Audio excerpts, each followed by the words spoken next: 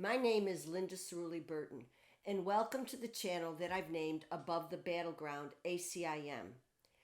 Now, Above the Battleground is based on the teachings of a spiritual self-study path known as A Course in Miracles. I've been a student on this path since 1992, and lately the sense of urgency to share some of the lessons and perspectives that I've learned has just been uncontrollable. That's why I finally worked through my fears to create this channel. So what does it mean above the battleground? Really living above the battleground. Well, the truth is that I think the easiest thing to begin with is to talk about with you what is the battleground.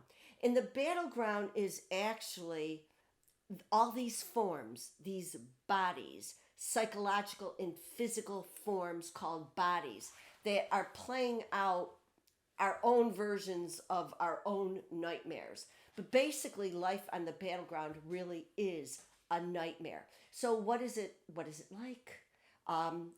Victims and victimizers. I'll get you before you get me. Insecurity, falsehood, unworthiness, fears. It's all there, and it's all being played out in front of our very own eyes, ears, noses, hands. It's all being played out. So when I think about me on the battleground, I got to tell you, sometimes I'm the victimizer. It's not easy to admit that, but sometimes I've said really mean things about somebody, hoping that, hey, it might get repeated. And sometimes, this is really the best, really, when I've been victimized, because when I've been victimized, I am innocent, and it's all your fault. You did this. So more recently, I can give you a story in my own life when I'm driving through an intersection, and a truck comes through a red light, hits me. I go in a circle. I go on the other side of the intersection, and I crash into another car. Now, I didn't know all this because, the car was spinning and all the rest of it. But I have to tell you, the one thing that was going through my head while I was spinning was this my fault? Did I do this? Did I run a light? Did I? So you can imagine how thrilled I was when all was said and done that it wasn't my fault. I, ladies and gentlemen, was absolutely blameless. On that battleground, I was blameless. But anyway, when you look at life on the battleground, honestly, it's just awful. So what would it mean if we could go above the battleground?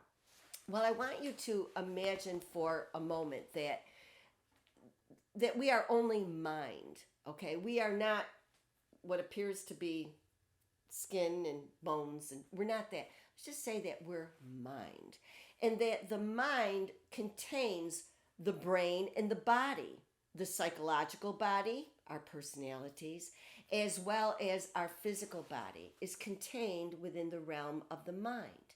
Now, when I'm on the battleground, there's a certain part of my mind that I've chosen, and that could be called the wrong mind, okay? So you say, well, what do I do about that? I'm on the battleground. I'm experiencing this stuff. I'm feeling the outrage, the anger, the fear, the lack of specialness, or the specialness. I'm feeling all of these things. How do I get out of this? Well, I found that this visual really works for me, and maybe it could work for you. Everyone will tell you, all the philosophical traditions will tell you, the religious traditions will tell you that we have free will. We always have free will. We have free will. And we have free will in A Course in Miracles. So what does it mean to have free will?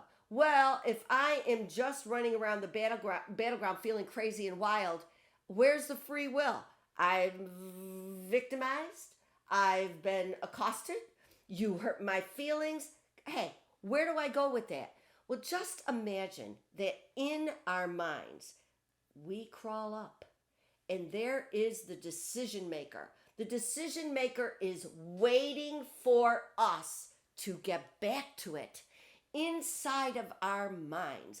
When we go to our decision maker, there are two different ways to look at life, right? Life as we would describe it. One is the wrong way. The other is the right way. So, what if I were to say to you that the biggest goal in our lives, in these bodies, should be to strengthen the power of that decision maker waiting for us to get to it so that we can choose again. So the opening slide of my series shows you at the top of a mountain a bench, okay? Now, a lot of us, we have different ways of describing that abstract, perfect love that we know is stable, it's continuous, it never changes, it's there. So many of us have names for it, okay? So some people might use Brahman, some use Krishna, some use Buddha, some say the universe, source. I will tell you, for me, what works for me is Jesus and the Holy Spirit. So, whatever that love is for you, once you get to the decision maker and you're sitting on the bench above the battleground, that is when you hold the hand or think of that perfect love, and then you just look. You just look at the battleground without judgment. You just look.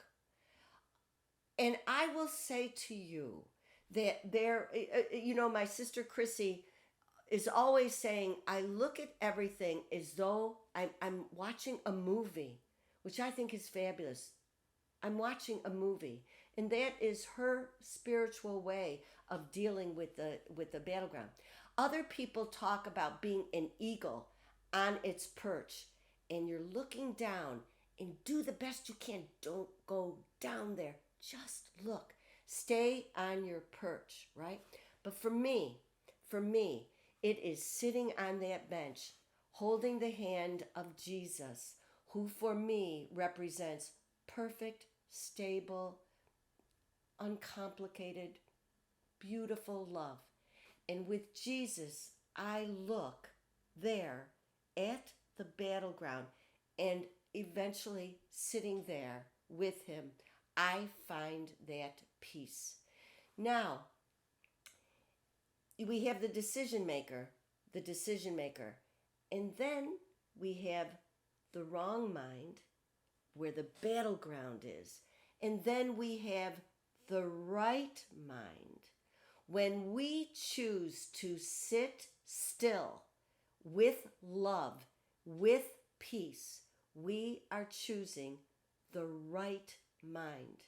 And so I would suggest to you that my series is based on sharing with you, because then it goes deeper in me, how to sit above the battleground for the rest of the days inside my body. And even though, and we've all heard the phrase, to be in this world, but not of this world. I think I said it right. Anyway, let's just I know you know what I mean. But anyway, please stay with our series. I'm so grateful to have you with me. And I must make a special acknowledgement of my assistant, my beautiful, wonderful nephew, Christian Wyrosdick, who's the reason why I have lights, I have a mic, I have a camera, because I don't know how to do this stuff. But he is the one who's getting me up there, getting me posted. So I look forward to seeing you again. Christian, I love you to pieces, and thank you for being with me.